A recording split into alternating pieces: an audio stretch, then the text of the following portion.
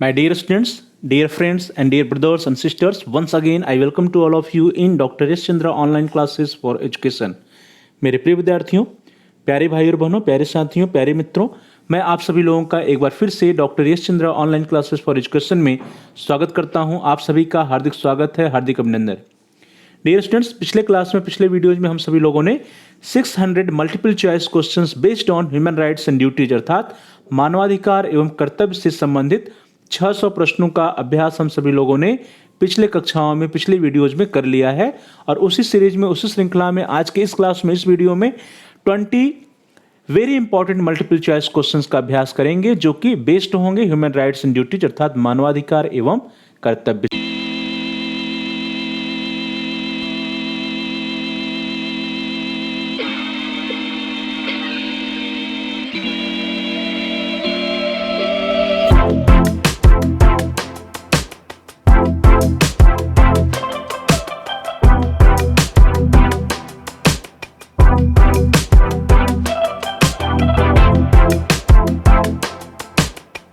Start करते हैं और आज के लिए जो पहला प्रश्न है क्वेश्चन नंबर 601, क्योंकि इसके पूर्व में हम सभी लोगों ने 600 प्रश्न का 600 क्वेश्चंस का अभ्यास पिछली कक्षाओं में, पिछले वीडियोज में किया। So question number 1, question number 601, question is which of the following article of the Indian constitution prohibits to hazardous jobs to children, अर्थात भारतीय संविधान के निम्नलिखित में से कौन सा अनुच्छेद बच्चों को खतरनाक नौकरियों पर रोक लगाता है।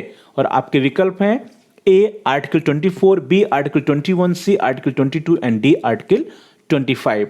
अनुच्छेद 24, अनुच्छेद 21, अनुच्छेद 22 या अनुच्छेद 25। तो क्या है, भारतीय संविधान के निम्नलिखित में से कौन सा अनुच्छेद बच्चों को खतरनाक नौकरियों पर रोक लगाता है। और which of the following article of the Indian constitution prohibits to hazardous jobs to children.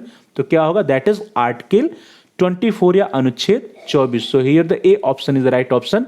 Article 24, prohibition of employment of children in factories etc. No child below the age of 14 years shall be employed in work in any factory or mine or engaged in any other hazardous employment, अर्थात 14 वर्ष से कम उम्र के किसी भी बच्चों को किसी भी खतरनाक नौकरी में या फैक्ट्री में या खादान में नहीं लगाया जा सकता है, अनुच्छेद 24 या आर्टिकल 24 के according. Next question, question number 602, प्रश्न संख्या 602, प्रश्न है 1689 अर्थात 1689 में किस देश में बिल ऑफ राइट्स पारित किया गया।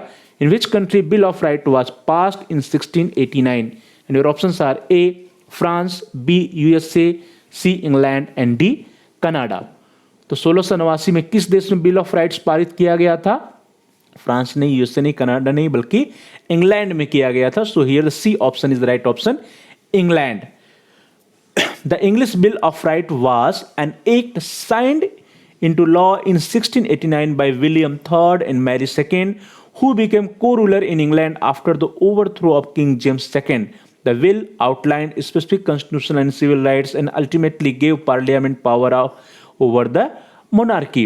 Before William and Mary could be proclaimed king and queen, they had to agree to accept the Bill of Rights, which they did in February 1689. This revolution in history is known as the Glorious Revolution or the Bloodless Revolution, or took place in 1688 to 1689 in England. तो इस तरह से जो हमारा ये प्रश्न था, इस प्रश्न से रिलेटेड ढेर सारे प्रश्न बन सकते हैं। जैसे पहला है कि बिल ऑफ राइट्स कब पारित हुआ, तो 1689 में पारित हुआ।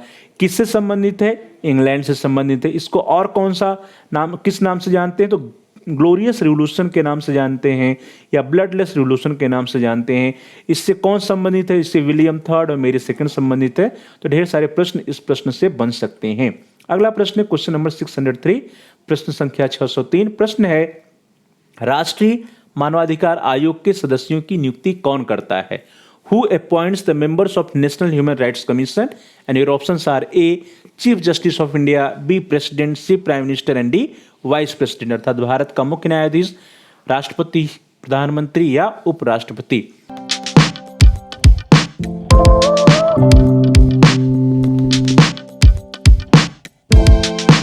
अधिकार आयोग के सदस्यों की नियुक्ति किसके द्वारा की जाती है, प्रेसिडेंट या राष्ट्रपति के द्वारा की जाती है। So here the B option is the right option. राष्ट्रीय मानवाधिकार आयोग के अध्यक्ष व सदस्यों का कार्यकाल जो होता है 3 वर्ष का होता है या 70 वर्ष का जो भी पहले पूर्ण हो जाए, और इसके अध्यक्ष एवं सदस्यों की नियुक्ति प्रेसिडेंट ऑफ इंडिया या राष्ट्रपति के द्वारा गठित एक समिति की सिफारिश पर की जाती है। नेक्स्ट क्वेश्चन, क्वेश्चन नंबर 604, प्रश्न संख्या 604। प्रश्न है, नीचे दी गई संविधान की कौन सी अनुसूची मान्यता प्राप्त भाषाओं से संबंधित है?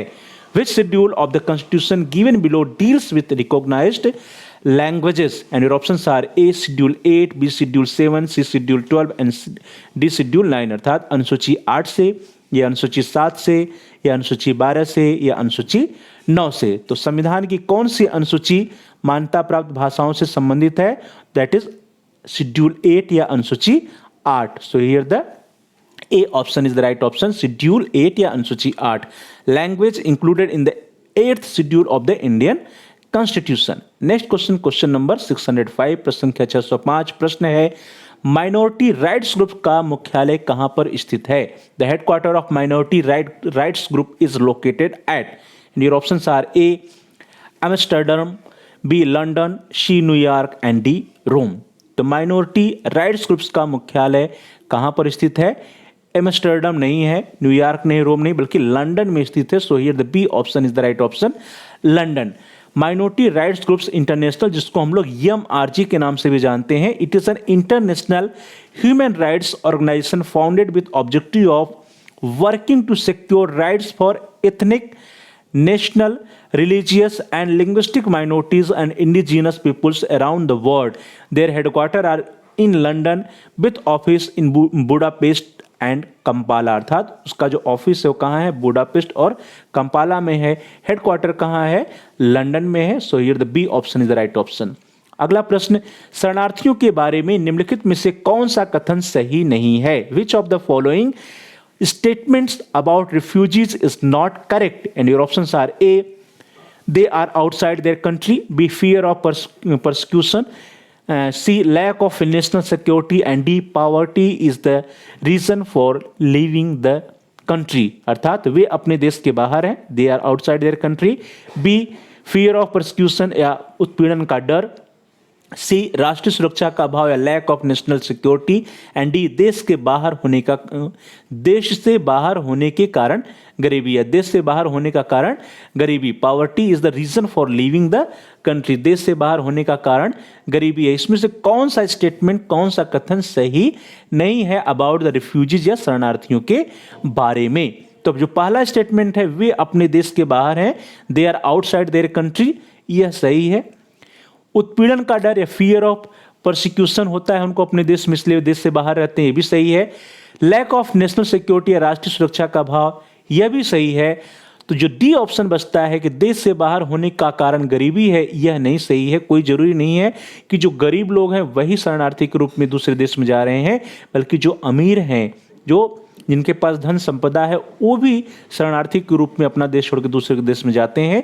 इसलिए जो डी ऑप्शन है, डी ऑप्शन ही गलत होगा, इसलिए यहाँ पे डी ऑप्शन ही सही होगा, क्योंकि प्रश्न में है कि कौन सा कथन सही नहीं है। तो देश से बाहर होने का कारण गरीबी या poverty is the reason for leaving the country is not a right option.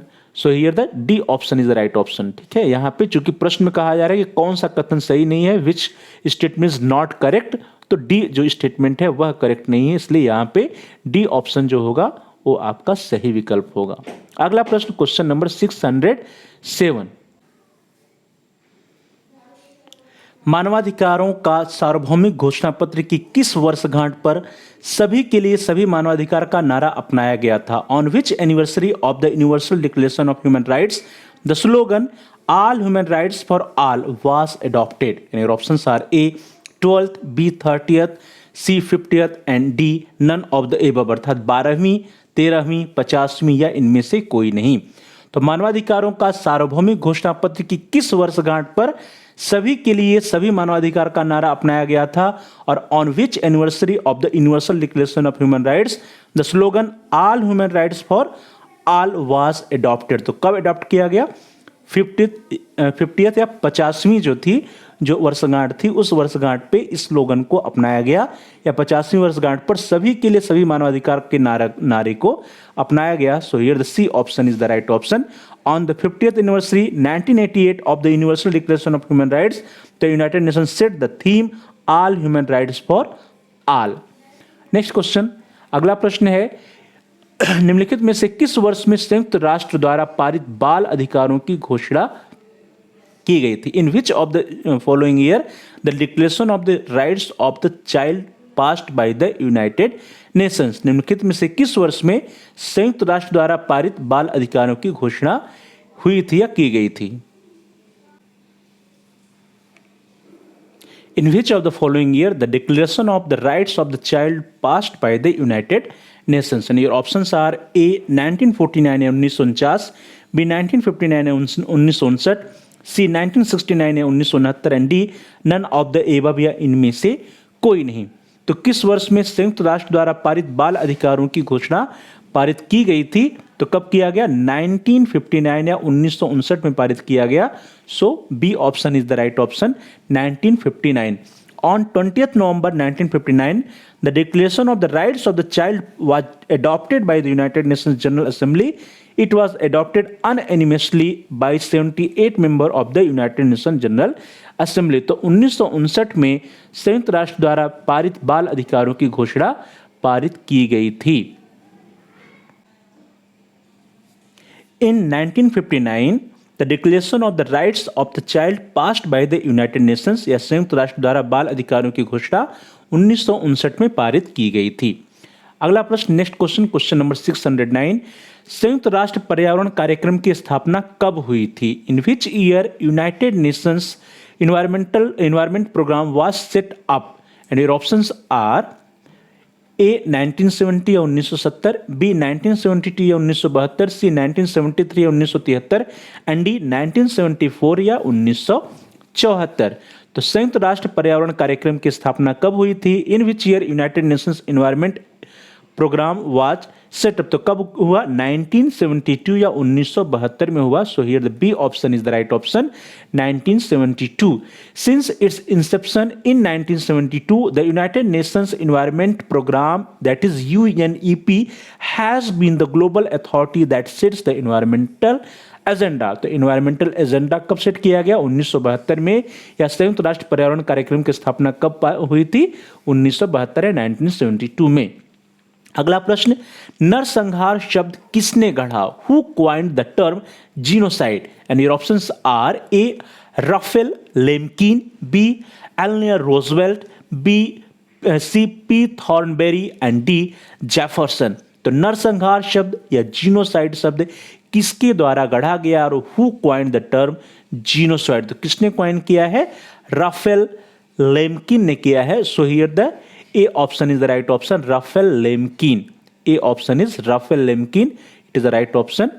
Rafale Lemkin के द्वारा नरसंहार शब्द गढ़ा गया और Raphael Lemkin coined the term genocide. Raphael Lemkin was a Polish lawyer who is best known for coining the term genocide and initiating the genocide convention या नरसंहार सम्मेलन जो है राफेल लेम्किन के द्वारा कराया गया और राफेल लेम्किन ने नरसंहार शब्द गढ़ा और Raphael Lemkin coined the term genocide. Next question, किसकी अध्यक्षता में 1946 और 1946 में मानवाधिकार आयोग का गठन किया गया? Under who chairmanship the Human Rights Commission was set up in 1946? And your options are A Rangaraj Mishra, B Eleanor Roosevelt, C Antonio Guterres and D RS Pathak. तो किसकी अध्यक्षता में 1946 में मानवाधिकार आयोग का गठन किया गया?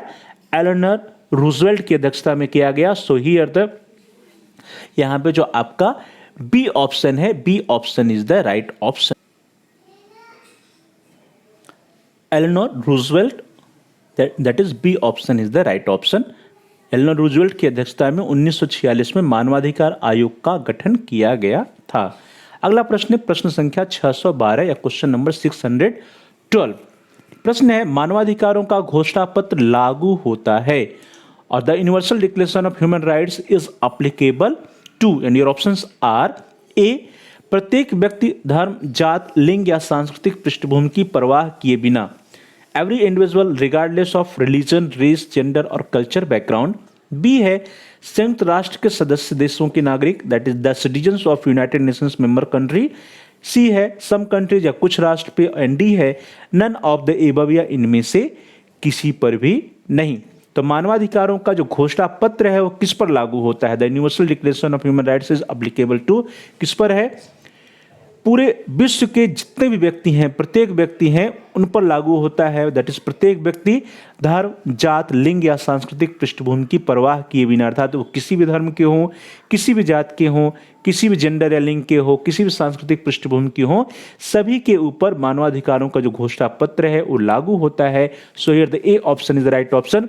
Every individual regardless of religion, race, gender और cultural background. So A option is the right option. Next question, theory and practice of human rights की रचना किसने की थी? Theory and practice of human rights was written by, and your options are A. Macfarlane, B. MacArthur, C. MacDonald and D. Macmillan. तो theory and practice of human rights जो book है इसकी रचना किसने की या किसके द्वारा लिखी गई? तो किसके द्वारा लिखी गई? मैकफार्लेन के द्वारा लिखी गई। So here the A option is the right option. L.J.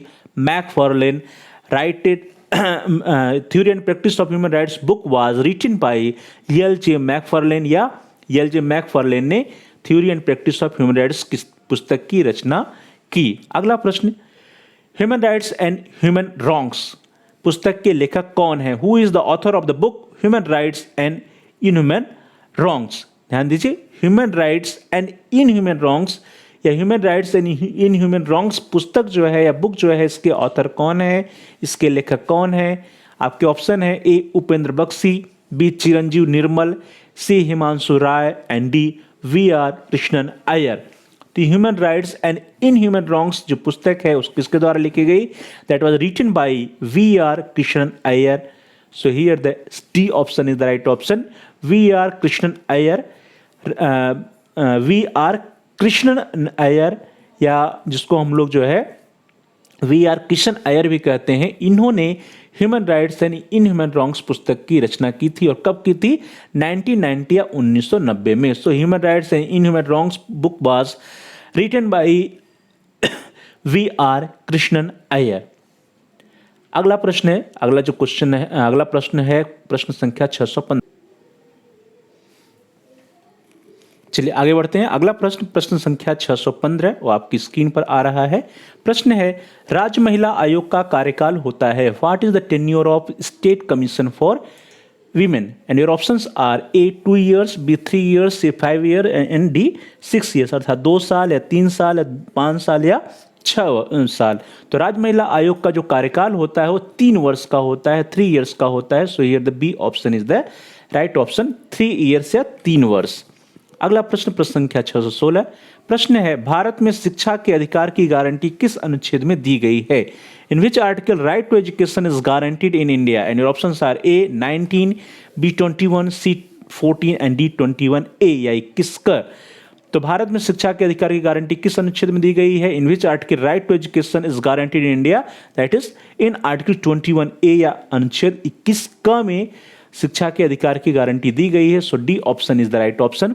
The constitution 86th amendment, अर्थात जो 86वां संविधान संशोधन हुआ था, 86th amendment act 2002 inserted article 21A in the constitution of India to provide free and compulsory education for all children in the age group of 6 to 14 years as a fundamental right. अर्थात 6 से 14 वर्ष के जो बच्चे हैं, जो बालक हैं, उनका यह मौलिक अधिकार है फ्री एंड कंपल्सरी एजुकेशन, अर्थात निःशुल्क और अनिवार्य शिक्षा प्राप्त करना जो उनका मौलिक अधिकार है। और यह जो है 86वां संविधान संशोधन 2002 जो हुआ उसके द्वारा अनुच्छेद 21 का या अनुच्छेद 21A के द्वारा जो है इसको लागू किया गया। तो इस तरह से अनुच्छेद 21A या अनुच्छेद 21 का में विद्यार्थियों को या बालकों को शिक्षा के अधिकार की गारंटी दी जाती है।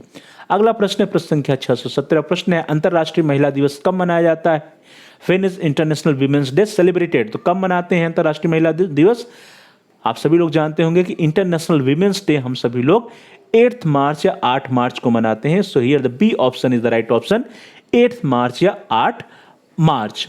अगला प्रश्न है प्रश्न संख्या 618, बहुत ही इंपॉर्टेंट प्रश्न है। गांधी जी ने किस प्रांत में चंपारण आंदोलन का नेतृत्व किया था? In which state Champaran movement was lead by Gandhi ji? And options are A Gujarat, B Bihar, C Uttar Pradesh and D Maharashtra. तो चंपारण आंदोलन किस स्टेट में प्रारंभ किया? चंपारण आंदोलन कहां पर हुआ था, किस प्रांत में हुआ था? बिहार में हुआ था। So here the B option is the right option, Bihar. The Champaran Satyagraha of 1917 was the first satyagraha movement led by Gandhi ji. It was a formal uprising that took place in Champaran district of Bihar, India during the British colonial period. तो ध्यान दीजिए, British colonial period के समय 1917 में जो है बिहार के Champaran district में चंपारण सत्याग्रह जो है महात्मा गांधी जी के द्वारा चलाया गया था. So here the B option is the right option, Bihar. अगला प्रश्न है प्रश्न संख्या 619. प्रश्न है, इंग्लैंड की गौरवपूर्ण क्रांति कब हुई? When did the England glorious revolution took place? And your options are: A 1655 अर्थात 1655 में, बी 1666 या 1666 में, सी 1688 या 1688 में, डी 1677 या 1677 में. तो इंग्लैंड की गौरवपूर्ण क्रांति कब हुई थी? 1688 में हुई थी. So here the C option is the right option, 1688. The Glorious Revolution also called the revolution of 1688 and the bloodless revolution took place from 1688 to 1689 in England में. कहाँ हुआ? इंग्लैंड पे हुआ. कब हुआ? 1688 में हुआ. इसको हम ग्लोरियस रिवोल्यूशन के नाम से जानते हैं, ब्लडलेस रिवोल्यूशन के नाम से भी इसको जाना जाता है. अगला प्रश्न है, मैग्ना कार्टा का संबंध किस देश से है? Magna Carta is related to which country? Your options are: A America, C B Britain, C France and D Italy. तो मैग्ना कार्टा का संबंध किससे है? मैग्ना कार्टा का संबंध ब्रिटेन से है. So here the B option is the right option, Magna Carta is related with Britain. Magna Carta का संबंध ब्रिटेन से है. So B option is the right option. तो डियर स्टूडेंट्स, इस तरह से हम सभी लोगों ने आज की इस क्लास में, इस वीडियो में 20 very important multiple choice questions का अभ्यास किया जो रिलेटेड थे ह्यूमन राइट्स एंड ड्यूटीज से. Please like share and comment on the video. Dear students, आप इस वीडियो को लाइक कीजिए और इस वीडियो को अधिक से अधिक अपने फ्रेंड सर्कल में शेयर कीजिए, जिससे कि वे भी इस वीडियो का लाभ उठा सके. और साथ ही साथ इस वीडियो पे आप कमेंट्स कीजिए. कमेंट्स के द्वारा यदि आपका कोई बहुमूल्य सुझाव है या कोई प्रश्न है या कोई समस्या है तो हम तक पहुंचाइए. हम आपके प्रश्नों का उत्तर देने का प्रयास करेंगे, आपकी समस्याओं का समाधान करने का प्रयास करेंगे. और साथ ही साथ जो भी आपके बहुमूल्य सुझाव होंगे, वैल्यूएबल सजेशंस होंगे, उन सुझावों पर अनुपालन भी करने का प्रयास करेंगे. So please like share and comment on the video. Also subscribe the channel. यदि अभी तक आपने चैनल को सब्सक्राइब नहीं किया है तो कृपया आप चैनल को सब्सक्राइब कर लीजिए, जिससे कि आप प्ले लिस्ट में जाकर के अपने कोर्स से रिलेटेड सभी एजुकेशनल वीडियोज को अपनी आवश्यकता के अनुसार सर्च कर पाएँ, देख पाएँ, ढूंढ पाएँ, उसका फायदा उठा पाएं. इसके लिए जरूरी है कि आप चैनल को सब्सक्राइब कीजिए और साथ ही साथ जहां पर सब्सक्राइब लिखा है उसके बगल में घंटी का आकार है, बेल का आइकन, उसको प्रेस कीजिए. उसको दबाने पर कुछ ऑप्शंस आते हैं, उसमें से आप ऑल के ऑप्शन को सिलेक्ट कर लीजिए. इससे यह होगा कि आपके कोर्स से रिलेटेड जितने भी नए एजुकेशनल वीडियोज आएंगे उसकी नोटिफिकेशन, उसकी सूचना आपको समय से मिल जाएगी और आपका कोई भी वीडियो मिस नहीं होगा. तो thanks for watching. Thanks to all of you. Please like share and comment on the video. Also subscribe the channel and press the bell icon all. हम जल्द ही मिलेंगे अगले वीडियोज में अन्य कुछ very important multiple choice questions को लेकर के जो रिलेटेड होंगे आपके ह्यूमन राइट्स एंड ड्यूटीज से.